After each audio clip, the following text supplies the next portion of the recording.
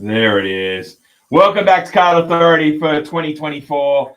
It's 2023. been, well, we're going to be back for 2024 as well, but back for 2023. It's been a nice little off season there. Obviously, well, I have to blame Minx and Will for messing with the controls. That's why the microphone didn't work. But we've had a good little break. Jenks has been busy. I've been busy dealing with kids, but we are back. Jenks, how are you? Great, and it's good to be back here. Our first episode for 2023, and what I predict is going to be a big year ahead, and we'll talk a lot about that throughout the show. But 2022 was massive. I think we signed off last year around this time of Supremacy Rookie. Yeah. We then had the Card Authority inaugural Hottest 100, which was obviously... Oh, that feels like ages ago. It feels like a long time ago, but we actually haven't even talked really about it. But what an adventure that was, and great to see so many people get involved and participate on the hobby side. Again, if you haven't checked it out, make sure you do check it out. The Card Authority Hottest 100 as curated and voted by you guys. It was fun. But here we are, a little bit of a summer break. Normally a period where cards and especially AFL dips off, which didn't really happen. Well, look, it hasn't happened this time.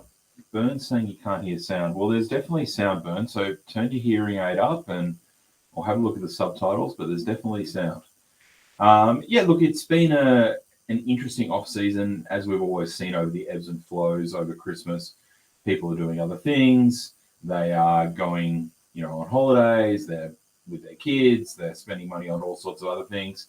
Yep, sounds working. Thank you, everybody. Just Burn, senior moment. That's all right. But what has been really interesting, we've certainly seen this across the different sectors of our business. eBay's been really strong. Yeah. There has been uptake in breaks. All the break pages seem to be doing well. Thank you, Pecky. And even Facebook sales, no doubt there's a lot of sales threads, but there's a lot getting purchased. Yeah. What's really interesting and what we're seeing is a lot of looking to buy.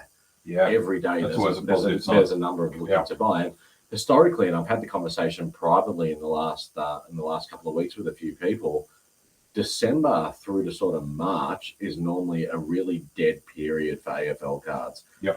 We've talked about in the past on the show about how it's usually the time of the year where you can start to backlog your much older sets for those team collectors and master set collectors. However, the current products like the Q3 and Q4 2021 products in Brilliance, Optimum, and Supremacy Rookie have still been going really strong in terms of the sales. So there certainly hasn't been a slowdown, which is a really interesting thing. And we're also noticing it on the participation side as well. So many new names, and you can already start to see in the comments here too, a few of the newer guys whose names you're probably starting to notice in the hobby as well. So we're seeing that constant flow of new people coming in, but we're also seeing that constant flow of people collecting. But it made me think of something there. There's a term that we use in gambling called recency bias. Yeah. And I think that there is a big factor of that with cards, that we're so used to releases coming relatively frequently every couple of months. Yeah. We're so used to the frenetic pace and million sales posts, million breaks, boxes getting opened. And then when suddenly that drops off for people a month, don't know what to do with themselves. No, it's apparently feeling, it's crashed. It's peaked. Yeah. Well, no, it hasn't actually done that. Yeah. We've just gone through a really busy month. Well, it's a cycle. It's a cycle. That's right. It's a cycle. But what's to add to that, what's really interesting is I feel like there's no doubt the last couple of years we've seen more releases than we have seen in the previous years. It was 6 last year. Yeah, so more releases, also higher quality releases, and more expensive chases in terms of releases, more numbered cards, all that sort of stuff. The big topic probably of the last 18 months was this background conversation that's constantly going on about there's too many cards as a team collector, as a master set collector, it's too difficult. I'm going to move into this area. I'm going to player collect. I'm going to subset collect, whatever it may be. And I think there's a whole bunch of people, certainly not the majority. It's still a significant minority, we'll call it. There's a bunch of people who either thought they were getting out of set collecting or paused their set collecting, who I've seen reemerge over the last 4 to 6 to 8 weeks, now starting to backlog. And I think exactly what you're saying. People get so caught up in the moment that they're just like, oh, the new release is here. Oh, this is too much. This is too hectic. That's it. I'm out. I'm quitting. I'm hanging up the packs. Like, I'm done. But then all of a sudden, a couple of months later, when there hasn't been another new release and people are sitting there twiddling their thumbs, they still want to engage in the hobby, and they begin to realize that what they thought was going to be too difficult to attain, or what they thought was unattainable, is actually really possible. It just needs time. And it comes back to that age-old thing of the marathon, not a sprint situation. Absolutely. When you're a set collector, and we've always talked about it, unless it's a really particular number or a particular really specific card you need to get the second it comes out of a packet, or second someone gets it, second it comes out of a break, then going the marathon route, you'll get there, because you come into these periods where there aren't new releases, but people still want to be engaged. They still want to collect. They still want to spend money. They still want to trade. They still want to do all these things. And as you said, like, we see it on a number of different angles. Outside of Card Authority, we're obviously in the business of trading cards. We have a store. We have an online store. We have an eBay store. We've got the break stuff. We've got a lot of stuff going on. And ultimately, what that gives us is a really broad set of optics as to what's taking place in the entire hobby. And when we couple that information, the data we pull from there, with what we get out of our community pages like Really Good Vibes, and we obviously monitor other communities as well, we see the true picture of the engagement that's taking place and the true situation of the hobby and the market, especially. Can I add to that too, that I think that 2022 was an interesting year above and beyond cards. And sorry, I see everyone's comments coming through. Hello, everyone. Peck, Kane, Jono, yes, no, Ralph Lauren. G'day, Lee, Cameron, Tyrone. Happy birthday, Tyrone. Oh, happy birthday. You know, we have gone through something that has been very out of the ordinary, which was COVID during those couple of years. 2022, there was really an overall feeling in life of just fatigue. Yeah. And I think, you know, you certainly know I was talking about it towards the end of the year. I was just exhausted. Yeah. We'd kind of snapped back into life. And I think a little bit of that would have flowed through for people that were trying to get back into normal life and normal routine, and cards suddenly was not a priority. Yeah. So it's really good to see in effectively an off season that people are looking for cards. They're filling sets. They're doing all those sorts of things and still trying to stay engaged. Yeah. Well and beyond AFL season. Yeah, absolutely. So look, and yeah, it's the strength of the off season of AFL cards, we'll call it, is really intriguing to me, because what does it mean once the new cards start to come out and start to get published? That's crazy again.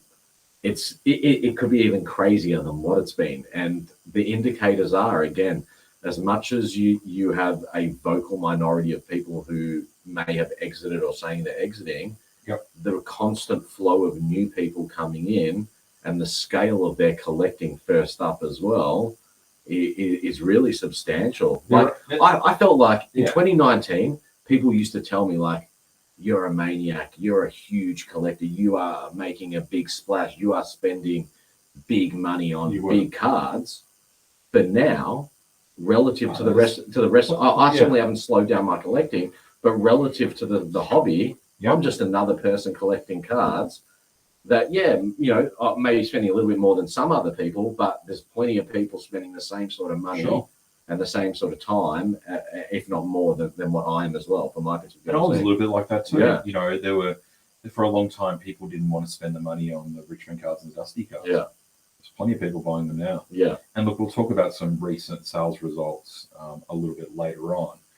2023, the year to survive, not thrive. It'll be really interesting to see how the cards are priced.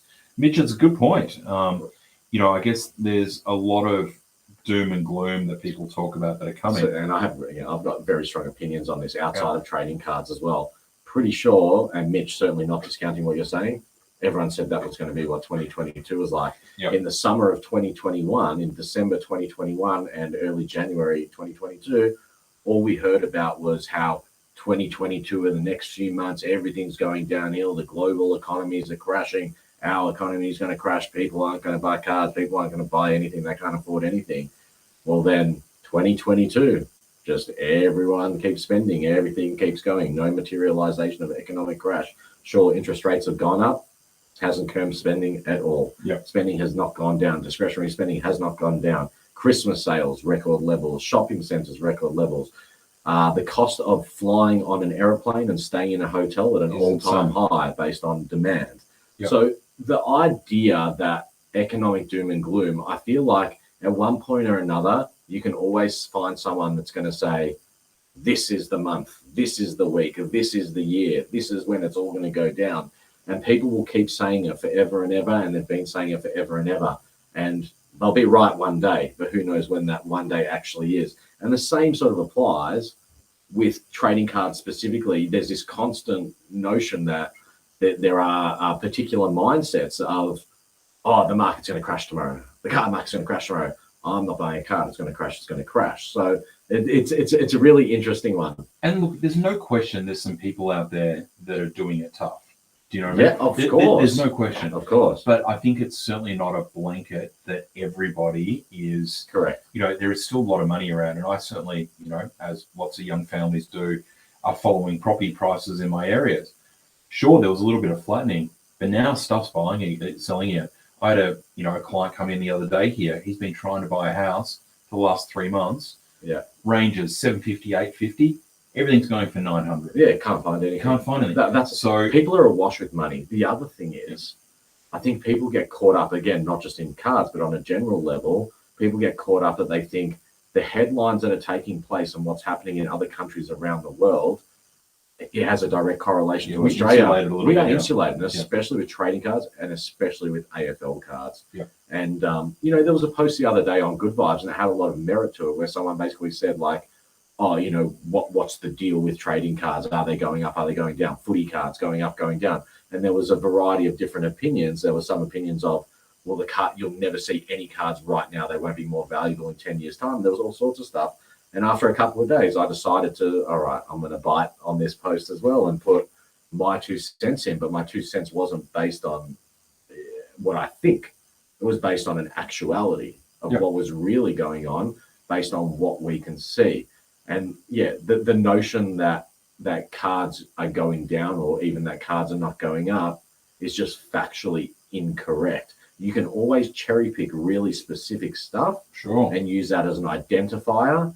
And it's the equivalent essentially of clickbait in the media. You know what I mean? Where at a glance, that's what someone's going to look at and that's what they're going to identify. But once you start to deep delve into it, it's simply not the case. Well, you can always find a piece of data to back up any narrative that you want. Correct. So whether it's a card sale price or an economic thing, there is always information that can help you make whatever case you want. Yeah.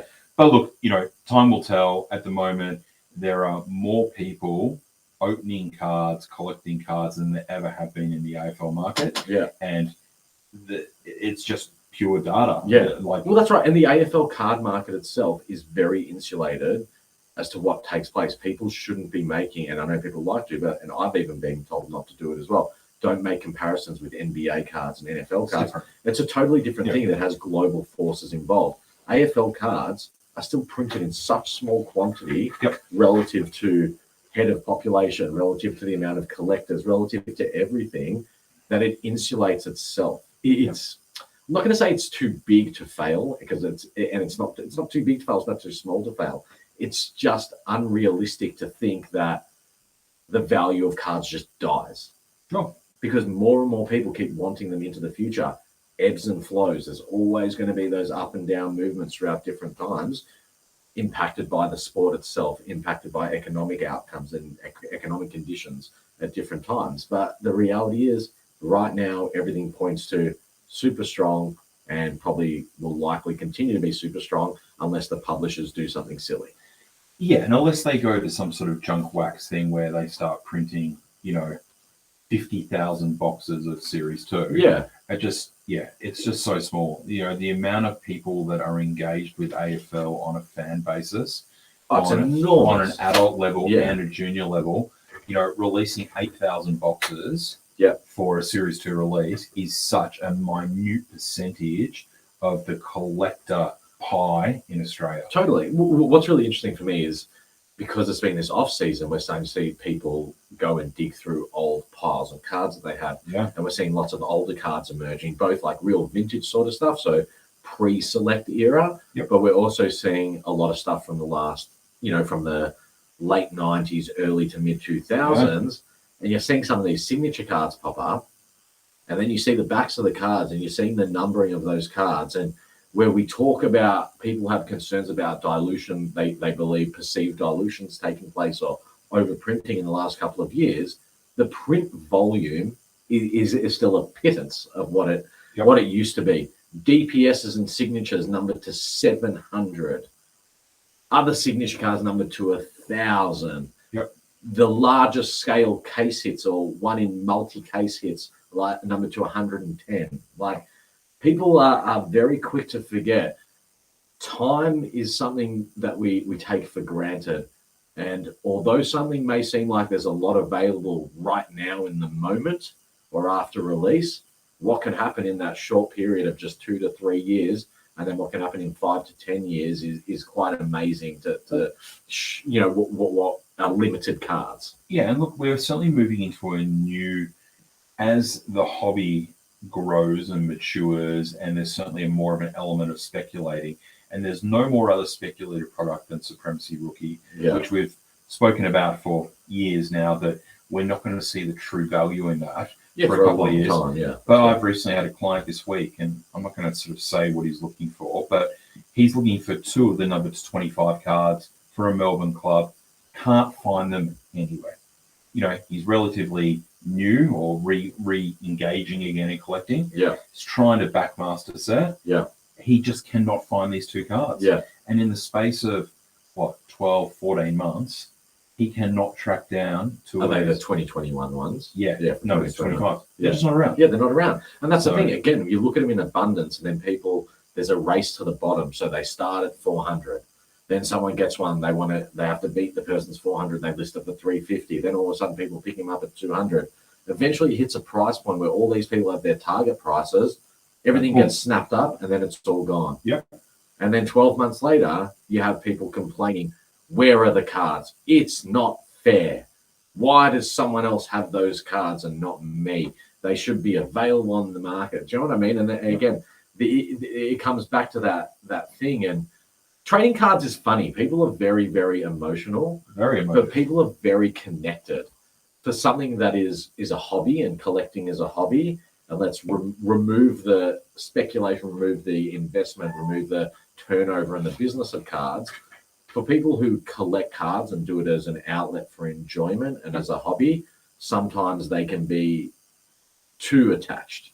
They become emotionally too attached, and either obsessive. Either make an incorrect decision or don't make a decision at all that continues to haunt them. You know what I mean? And there's definitely a lot of that.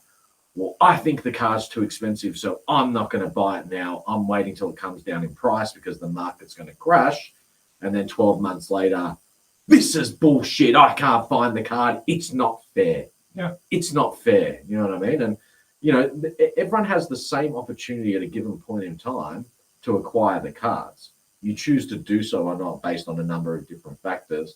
And sure, are some people are more of a financial advantage than others? Absolutely. But that still doesn't dictate the ability to get a card when it gets released. Sure. So, the slow and steady wins the race. But as I said as well, you can't wait forever. The disclaimer with that is, if there's something you really, really want and it's really, really limited in quantity, or it's a really particular number, well, sometimes you just have to bite the bullet. And does it seem like overs at the time? Sometimes it does. It is what it is. And we're all probably, I'm definitely guilty of it on multiple occasions. And I set tight ceiling prices and target prices for my cards. I firsthand went through this week. I've been, as you know, I collect the Brownlow booklets.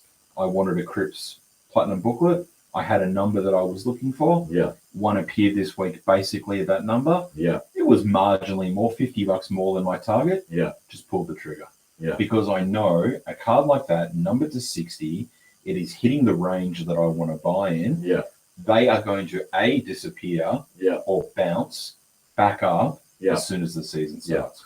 So sometimes you can have a target, but you also need to be flexible to go, well, hang on a sec, I want to pay 500, but that card's 550. Yeah. Sometimes you just have to do it. Yeah. Otherwise you miss. Look, it's no secret. You're obviously a big Dusty collector. I'm going to put you on the spot a little bit here. What?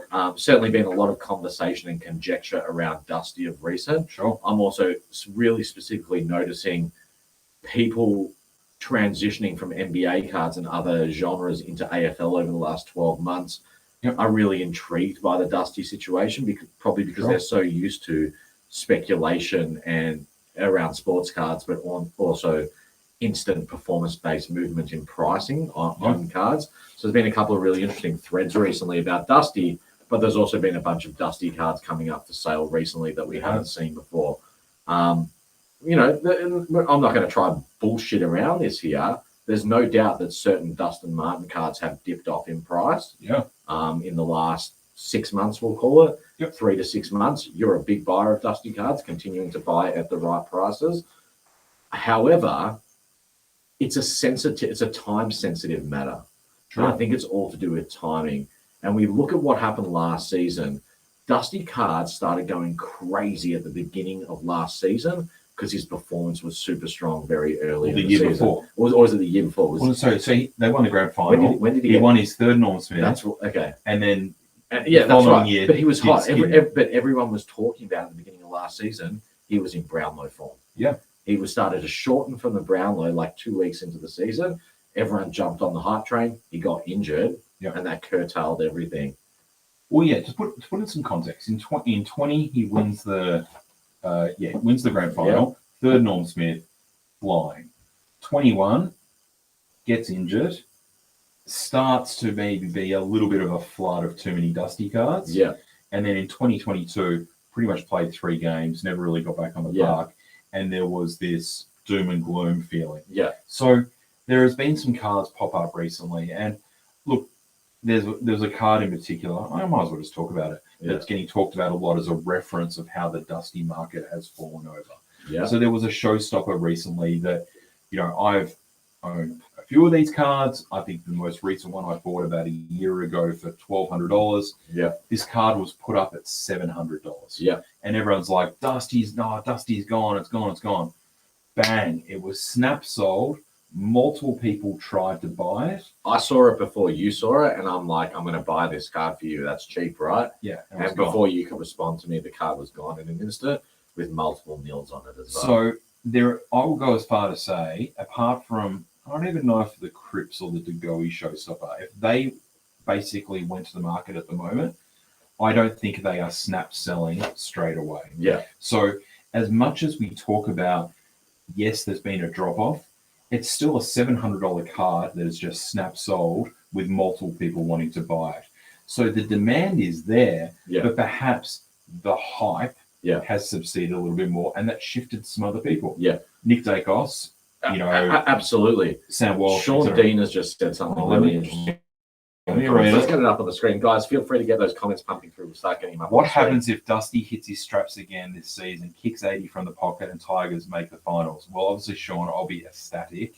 But this is the nail on the head. It's what you touched on before. Yeah, this is the exact thing, because what's happening now is there's so much sensitivity now on a week-by-week basis based on player performance, and people speculating now about, do I buy the card now because it's the right price? Because if I don't buy it now, I can't get it in the future, type of situation. So the reality is, all of a sudden, if Dusty comes out, as Sean's saying here, and forget about grand finals and stuff. Imagine he comes out, gets 30 touches, and kicks 3 goals in an instrumental victory in the first game of the season. They're off. Yeah. All of a sudden, his odds for the Brownlow start to shorten. Yep. And boom, everyone's onto the Dusty cards, because all of a sudden, all everyone's talking about is the GOAT, the GOAT, the GOAT. Human beings have this really short cycle in their mind about everything. We live for the now. Absolutely. You know what I mean? So everyone's just caught up in what's happening right now. And that's the really interesting situation here. I don't think Dusty can go down any further than what it is. I think his cards, based on his performance, are at the bottom of the market. Right. But I definitely think there's a lot of upside potential. I personally have no interest in his cards. Like, it's not something that interests me. But I think it's a really interesting case around a very particular player whose type of cards have outperformed the rest of the market in a massive, massive way. Yeah. Like, there was nothing that's ever been close to what's happened with Dusty in the last few years. Yep. I think long-term wise, you know, whether he has a good season or not, it's irrelevant. He finishes his career as one of the greats. Lee Brown, that's a great question, Sean. Yeah. Great work. Lee just made a good comment. When Dusty and Buddy retire, watch their cards burn. Absolutely. And we're already starting to see a greater desire with the veteran players. That's right. Through releases that they're either doing with the Dual Sigs, Yep. the Brilliants, things like that. You know, Lee Matthews, Gary Ablett Sr., Gary Ablett Jr. Yeah, and we're also seeing that transfer through to the vintage cards of those same players. Like, Yep. you look all of a sudden, these Tony Lockett base cards and the Gary Ablett base cards, which whatever, people can call them rookie cards if they want to. Yep. We'll call them rookie year base cards. All of a sudden going from being worth $5 or $10 only 3 years ago to sales now 300, 400, 500. Questionable sales. But there's still increased demand. There's no doubt there is, you know, questions around some of these sales, and it certainly looks like there could be manipulation taking place in the market. Yeah. But as we've always said, it also takes at least two people to tango when it comes to purchasing and acquisition. Yep.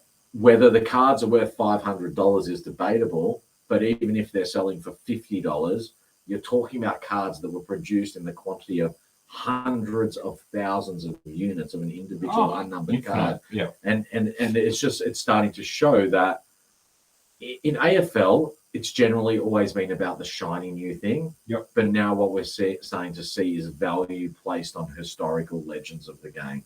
It's really starting to happen. It feels like it's hitting, you know, I had a conversation with someone during the week, and he's a Hawthorn collector, and the guys that he grew up with, the Dunstalls, the Brereton's, you know, those guys, now that they're on cards and at similar age to us, they're buying those cards. They've got the money and they want to relive a little bit of that childhood, you know, affirmation. Yeah.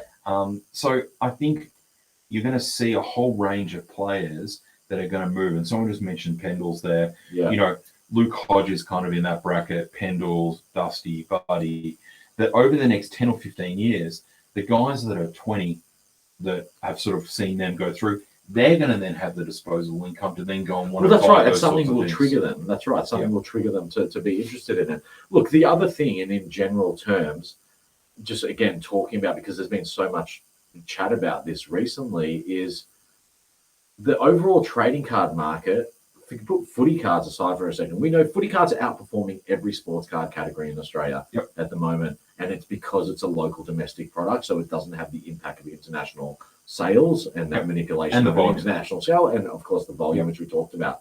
But in general terms, you know, yes, people are talking about, oh, the NBA card market's crashed and NFL cards and MLB and all this sort of stuff. People are forgetting where things were as recently as 2019 and 2020. Sure, has there maybe been a 50% pullback on value of some categories and cards since the peak? Absolutely. But the peak was so overinflated that those cards are still 10x, 20x, 100x of where they were in 2018 or 2019. So the health of the market and where the market sits now, and if you look at the economic impact of trading cards or the economic output and the liquidity pool and all these sorts of things to do with trading cards, sports trading cards, TCG, all this sort of stuff, it's huge compared to where it was a few years ago. And it's so big and has so much investment at so many different levels, it can't just collapse to nothing. And there's just so much hype. There's so much hype around something failing. It's like the hype around, you know, cryptocurrency. Bitcoin's crashed. Pretty sure Bitcoin's still $30,000+ a coin. Yeah. Compared to what it was 3 years ago at like $3,000 a coin. Yeah. Has it come off its high? Yes, but you need to look in relative terms. And on that note, there's obviously been a very big announcement in the last week. Just before we get to that, right? So, Tyrone, I'm going to get to yours in 1 second. There's obviously questions coming everywhere. George is asking about Jeremy Cameron. Look, Geelong. He's a Geelong player. That started at GWS. Yeah, and hasn't really, I mean, he's won a flag now, but I don't even know if he's anywhere close to getting into Hall of Fame, but he's probably got a couple of years to prove his worth. But yeah, I mean, Daniel Scher is probably going to be really upset that I'm not saying he's the best. But I think Jeremy Cameron has a little bit to prove. But just before you go, Tyrone's got a good question here, and this touches on a little bit about what I was just saying about the supremacy rookie. Any opinion on low print run non-SIG variants from recent releases? Gold Brilliance, Headliners, Black's Footy's Finest. Will they be as valuable as a signature card? And I know, hi Daniel Sher. I know you're always, team signature, but Tyrone, I think it's going to be the situation again that the recency bias that we've seen them all sitting around, we've seen them suddenly go very expensive and then pull back a little bit. In a couple of years' time, you're not going to be able to find these. Well, especially when it's the 25. one card you need to finish a set. Yeah, they're just not going to be Because around. even talking about the classifieds and stuff, so you think it's numbered to 60 or 80 or I whatever. didn't say that. Oh, the Black Footy's Finest. You can't make words up for Tyrone. Black Footy's Finest. Brilliance. The Brilliance, yeah. Yeah, and the Headliners. And the Headliners.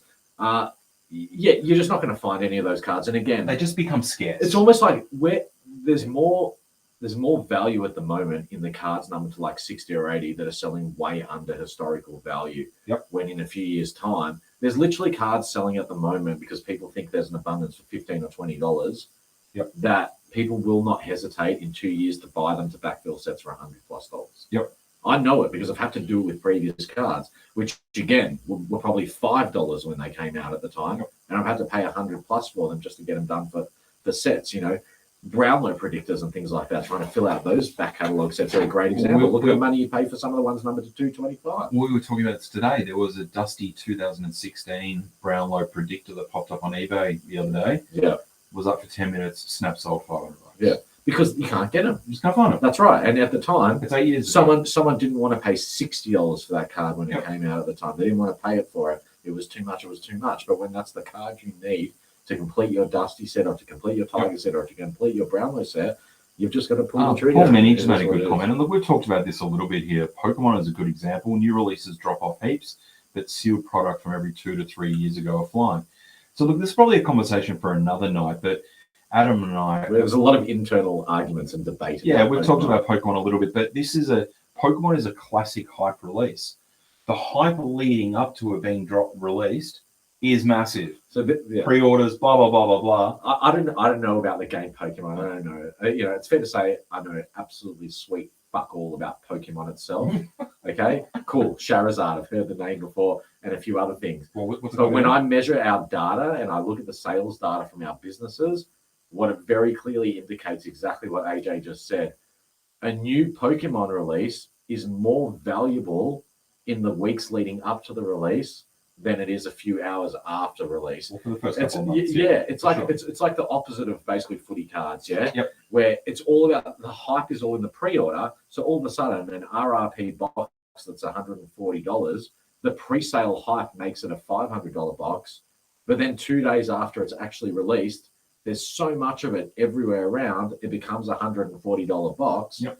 And then, as Paul says, a year or two later, it's back to being a $500 box again. So you've got to, if you're going to be in the market for Pokemon, you've got to pick your timing and your strategy really well and understand what's going on. You need to pre-sell the shit out of it and then be super confident in holding some for the long term. Yep, absolutely. Good question, Paul, or good statement, Paul. This could be a little good segue to where I know you want to go. George, again, thanks for your input today, George, as well. Will overseas grading of AFL cards increase visibility on the Aussie market?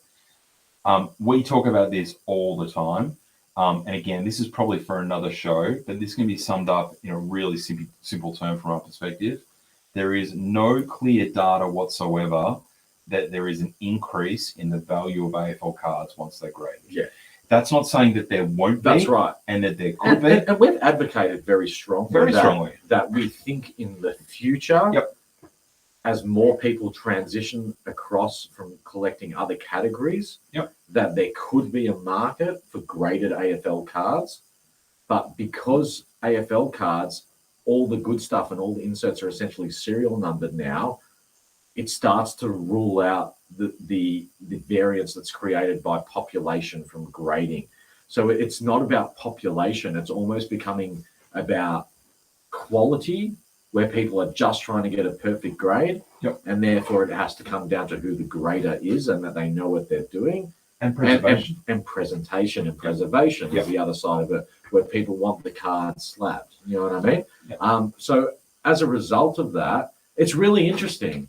I'm a massive St Kilda collector. Everyone knows it. People are very angry at me after they saw a photo that I had 10 Fraser Gehrig signature cards and all the private chats everywhere and the public rhetoric, and it's a disgrace. How can someone have so many cards? Well, guess what? I've got them, and it's unlucky that if you don't, unfortunately, all of them. yeah. But you know, plenty of people were happy to sell them to me to begin with. But anyway, I don't want to get away from that. But the reality is, if a card that I want popped up and it was graded, I'm either not buying it, or if I buy it, I'm probably buying it with the intention of actually cracking the slab so I can move it into the rest of my collection. You're not paying a premium for it. Well, I'm not paying it. I'm definitely not paying a premium for it. That's right. Yeah. Maybe in the future I will, but at the moment I'm certainly not paying a premium for it because aesthetically it's not going to work with the rest of my collection.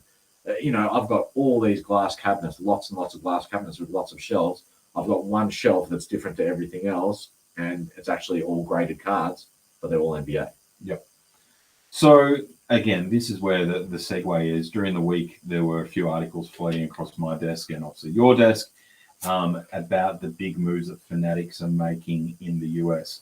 And for people that are, well, aware or not aware, and I'll sort of sum this up very quickly, Panini lose their license or finish their license at the end of the year, and Fanatics take over the majority of the US sports licenses. So for those who don't know, Fanatics is a US company. They are a very, very big business that has grown dramatically in the last few years. Originally memorabilia. Well, originally merchandise and memorabilia, and footwear. Yeah. So they were picking up, what they were doing was they were picking up the licenses with sports brands and sporting leagues initially to do jerseys and clothing and footwear and everything else. Yep. Then started to push right into the memorabilia side of things, then started to get involved in the trading card side of things. Their model has been a model of acquisition rather than starting something fresh. So they don't do it new. They just buy the existing operators and bring them under the Fanatics umbrella. Yep. As a result, in the last few years, they have become an enormous player in the merchandise, memorabilia, and now the trading card game. The big famous moves over the last couple of years was they were able to do a deal with the NBA, which involved the Players Association, which basically brought in the players and the clubs as joint venture partners in the future license. Yep. What's been talked about so far, whether publicly on the record or you know, unofficial sort of stuff, is that they are acquiring Panini, or have acquired Panini, and essentially Topps as well. They already own Topps. Yeah. Topps is done. Yep. Acquiring Panini, they will maintain most likely all the sub-brands that exist of trading cards, but they become the parent company of these businesses. And what's become very clear to everyone is they're trying to create a vertical structure where they own all aspects of the industry. So they're the license holder and the publisher. They also control the outlets and the methods of distribution, and a number of different areas as well, which brings us to this week's announcement. And they pretty much announced that they want to move into digital media and digital broadcasting and digital e-commerce. And around trading cards, yeah. Well, no, around everything. Around their whole brands. Yeah. And, you know, a lot of us, certainly around our age, would be very familiar with late night TV shopping, where it runs for a couple of hours and they push. It was big before the internet. Yeah, you know, push, you know, Snuggies and all sorts of shit. They're looking to do a very similar model where they have engagement, interaction across all their verticals, and that will then leverage off across to breaks. And in sort of very short form, they are looking to put selected breakers either via an app they're going to acquire or via their network to break product. They basically want to own the breaks market. So they are the creator, the license holder, the distributor. They will also become the online retail outlet, which includes becoming the breaker as well. Now, does that mean they acquire breakers, or you pay a fee to operate on their structure and then you get product supply? There's whatnot. Yeah, there's similar things that exist, but it's a very interesting play. Whether it all gets up, and the Americans are very specific about their anti-competition laws and everything, and it's the type of stuff that has to go through Senate estimates and hearings and things like that. But my gut feeling is it's going to. Certainly, there are a lot of people, especially in the NBA and US sports card markets, that operate in the business of trading cards, that are very concerned about the situation and what it means. But then there's also others who are looking at it from the other side as well, and how it could become beneficial as well. One way or another, though, it's going to have a significant impact on the industry. Well, let's bring it closer to home. Okay, so if there was long touted that the way Fanatics were going to distribute their stock in Australia was through Rebel. Yeah, They've already, I think they own the Rebel stores. They were going to use that as their merchandise and also because they do all the basketball jerseys and everything. That's places right. where you can go and buy cards. So it looks like they will probably move to a direction of having an agent or I don't want to say licensee, but almost like a representative in each sector, whether it's North America, whether it's Australia, whatever, that will be funneled stock. They will effectively break it at a fee or a commission. Yeah. And Fanatics will find a way but to see, get the problem is it takes out all elements of natural market forces and competition. Correct. It kills the competition. And as George just said, based on that info, I find the Fanatics arrangement yucky. And look, I definitely think it presents issues. Like there's definitely big worries with it. At an anti-competition level, I think it's a problem. At a disruption level, it seems to be a bit of an issue. Yep. How can you control all areas of the market? It seems problematic. But I also think too that there's, whether it's breakers for AFL or NBA or whatever, people want choice. People want variation. That's right. You know, the market will dictate prices. If you've effectively got a breaker breaking at a set price, it actually almost caps the secondary market because there's no additional demand or there's no forces. Absolutely. The supply is then effectively controlled. controlled. They dictate all aspects of it, and that's a real problem. But one positive thing is that shouldn't really impact the AFL market in Australia because it has nothing to do with what they're doing on a global level. Yep. However, what it is going to do is it's certainly going to push a number of people out of those other categories into AFL cards as well. Absolutely. At a number of different levels. The business level and the consumer level. That's right. You're going to have it at a collector's level, at a consumer's level. They're definitely going to be coming in. Yep. But we're probably going to see a major attempt from breakers of other genres and e-commerce operators in other areas. For sure. Try and capitalize on AFL as well, which is completely understandable. So at the very least, there's interesting times ahead. Well, Bern's got a good question. And obviously, above and beyond all the things you do here at Card Authority and RGV, you do own Select. So are you actually selling Select to Fanatics? Look, at this stage, I'm not selling Select to Fanatics. Okay. If that's official? Well, right now, from my perspective, it's official. But in reality, look, I obviously don't own Select. I've got nothing to do with Select. But, look, at the end of the day, as much as it's a joke, it's a potential future reality for all card companies and major card businesses. Yeah. Like, it would make sense for companies like Fanatics in each and every major territory of developed countries around the world to be acquiring publishers. That's their model. And acquiring major operators. It's what they do. They just haven't moved in here yet. Do we see Select get acquired by Fanatics in the future? Maybe. Do we see Cherry get acquired by Fanatics in the future? That probably makes sense as well. Maybe it's already happened. Who knows? Like, it may well have happened and we don't know about it. Yep. It would make sense for big players. So if you're from Fanatics and you're tuning in now, give us a call. Give us a buzz. Yep. And we're visit that. We're definitely going to work out. They would be interested in small fry like us. Yes.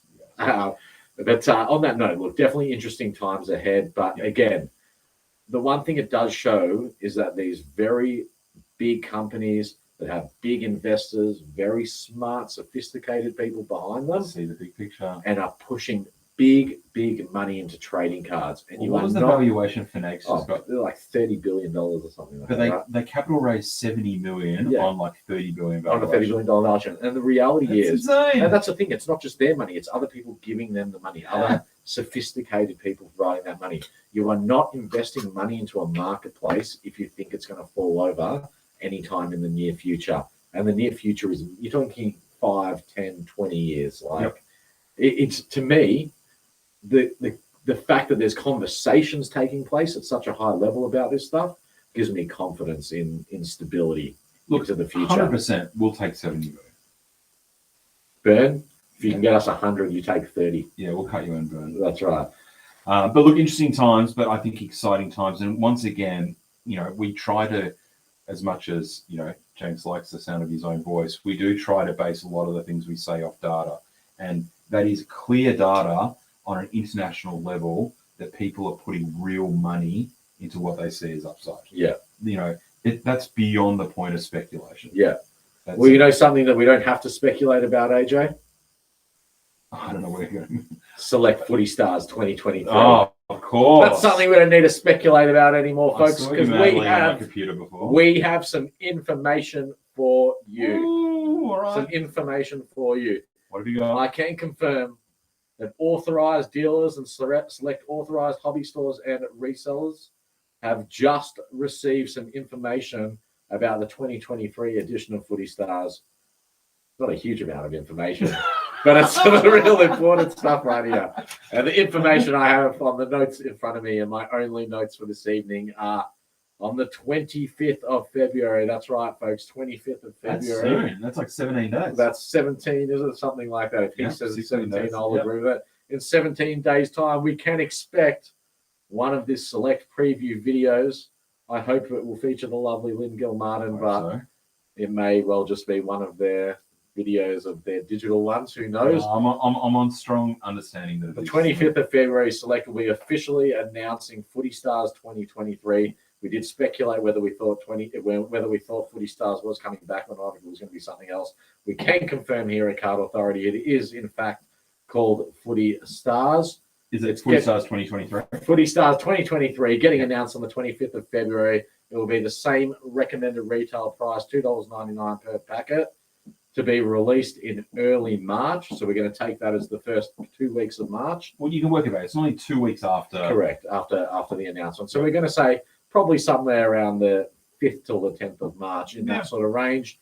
And the only thing we can confirm about the product itself is there will be starter packs, and the starter pack does have a new exclusive insert. So they got rid of the Starburst? Oh, they just said exclusive insert, so it might still be a Starburst. I hate the Starburst. See, I like the Starburst, but we'll see all about that. But folks, 25th of February will be all the details coming out for the early March release. What are the chances we'll see you on the video on the 25th?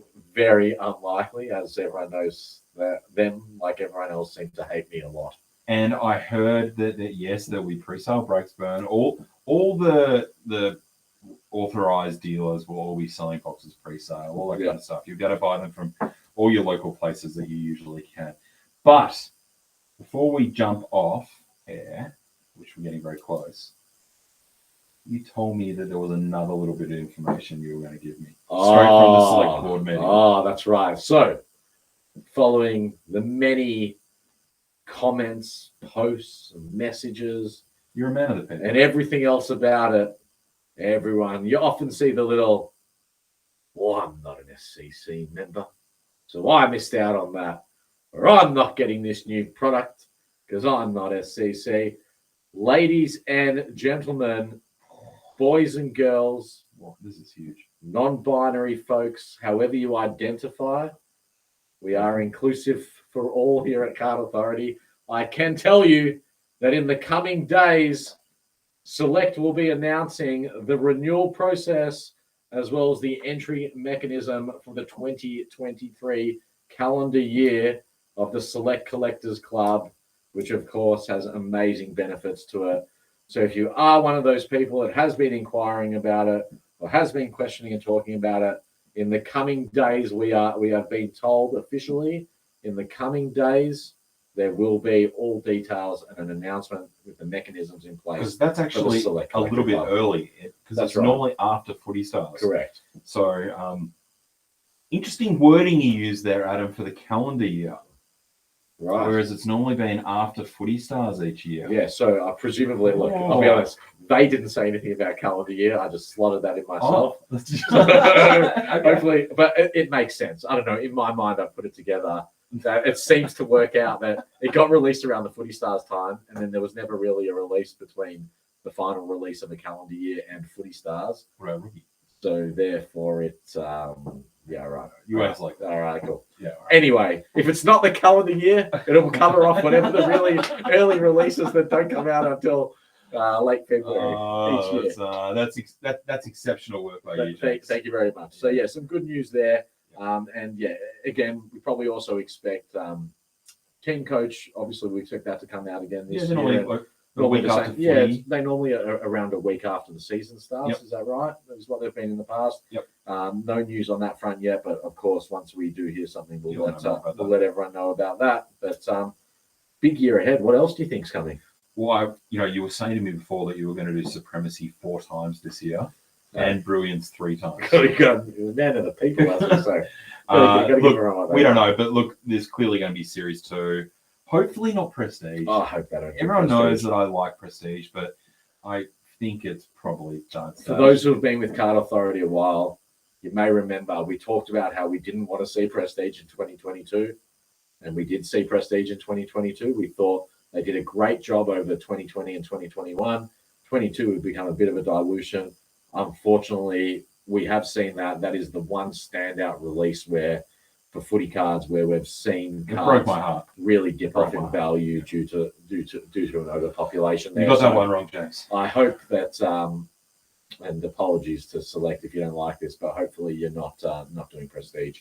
Yep. Again, in 2023, I think the writing and the feedback was on the wall. Yeah, and they seem to be very conscious of what's taking place run its course, on socials. It's absolutely run its course. I'd like to see Series 2. Look, I don't know. We've always talked about how they like to do things in twos. I don't think it's going to be optimum again. It would be. Well, they've done that twice. That's right. They've done it twice, so I don't think it's going to be optimum. We've heard a lot of talk and a lot of everyone wants about Legacy. A lot of people talk about Legacy. Look, I would love to see Legacy as well. I thought Legacy was a really good release. However, I always thought Legacy was a really good release before things like Optimum started coming out. Dominance. Yeah, so if they were to release Legacy again, it would have to be a Legacy on steroids version with a lot more numbered cards, a lot more hits. And obviously, they can't. One of the best things about Legacy were the future Hall of Fames. Yeah. Half of those players are still playing, so you'd have to double up on that. Yeah. And Hall of Fame signatures, I think there's been 2 or 3 new ones added. Added to the Hall of Fame. So I don't know. Look, I just don't see how it becomes Legacy. Yeah. Hopefully it's something new. Francis Flink says, I heard National Treasures 2023. All I'm going to say is that there's always a lot of talk about how card companies just basically steal ideas, concepts, designs off each other and everything. So if Select was considering doing a National Treasure style release, they should call it National Treasure 2023. That's what I think. That's my 2 cents.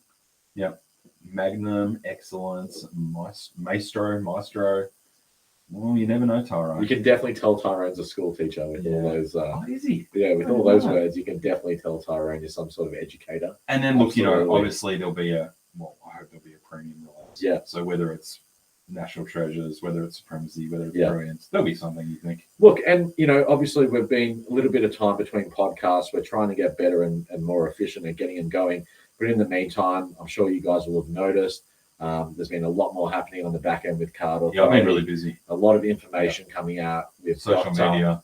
Thomas Butters from the Butters collection is on board with both Card Authority and RGV and has been responsible for all the digital content that's been getting pumped out over the last couple of months.